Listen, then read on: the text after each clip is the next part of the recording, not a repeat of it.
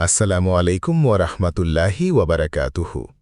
প্রিয় দর্শক, আজকে আমি আপনাদের জন্য নিয়ে এসেছি এমন একটি সত্য ঘটনা যা শুনলে আপনার বুকের ভেতরটা ভেঙে যাবে।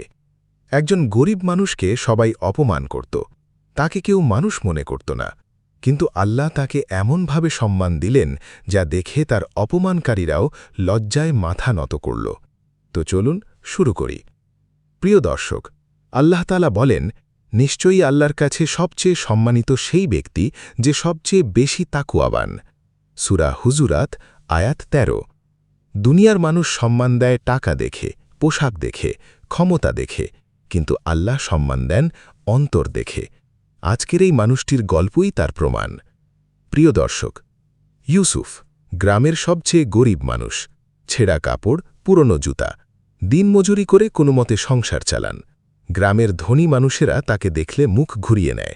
বাজারে গেলে দোকানদার ভালো করে কথা বলে না, মসজিদে গেলে সামনের কাতারে জায়গা দেওয়া হয় না। কিন্তু ইউসুফ কখনো অভিযোগ করেননি, শুধু নীরবে ধৈর্য ধরেছেন। প্রিয় দর্শক, মানুষ ইউসুফকে অপমান করত, কিন্তু ইউসুফ কি করতেন জানেন? প্রতিটি ফজরের পর তিনি কুরআন তিলাওয়াত করতেন, প্রতিটি রাতে তাহাজ্জুদ করতেন। যারা তাকে গালি দিত তাদের জন্যও দোয়া করতেন। তিনি বলতেন, আল্লাহ দেখছেন, এটাই আমার জন্য যথেষ্ট। প্রিয় দর্শক, আল্লাহ তাআলা বলেন, নিশ্চয়ই আল্লাহ ধৈর্যশীলদের সাথে আছেন। সূরা বাকারা আয়াত ১৫৩।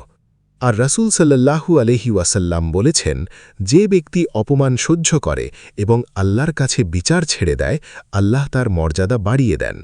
ইউসুফ এই আমলই করতেন। প্রিয় দর্শক, একদিন গ্রামে এক বড় আলেম এলেন। অনেক মানুষ তাকে ঘিরে ধরল। তিনি হঠাৎ ভিড় ঠেলে এগিয়ে গেলেন, গিয়ে থামলেন ইউসুফের সামনে। সবাই অবাক। আলেম বললেন, আমি স্বপ্নে দেখেছি এই মানুষটির নূর আকাশ পর্যন্ত পৌঁছাচ্ছে। আল্লাহর কাছে এই গ্রামের সবচেয়ে সম্মানিত মানুষ এই ইউসুফ। সবাই স্তব্ধ হয়ে গেল। প্রিয় দর্শক, যারা এতদিন ইউসুফকে অপমান করেছিল তারা এসে তার সামনে মাথা নত করল। কেউ কাঁদছে, কেউ ক্ষমা চাইছে। ইউসুফ কি করলেন জানেন? তিনি হাসলেন, বললেন, ভাই, আমি সবাইকে আগেই মাফ করে দিয়েছি। আমাকে অপমান করার কারণেই হয়তো আল্লাহ আমাকে সাবরের তৌফিক দিয়েছিলেন। প্রিয় দর্শক, এটাই আল্লাহর নিয়ম। যাকে দুনিয়া অপমান করে আল্লাহ তাকে সম্মান দেন। যে চুপ থেকে সবর করে আল্লাহ তার হয়ে জবাব দেন। রাসূল সাল্লাল্লাহু আলাইহি ওয়াসাল্লাম বলেছেন, দুনিয়া হল মুমিনের জন্য কারাগার আর কাফেরের জন্য জান্নাত। মুসলিম। দুনিয়ার কষ্টই আখেরাতের পুরস্কারের ভিত্তি।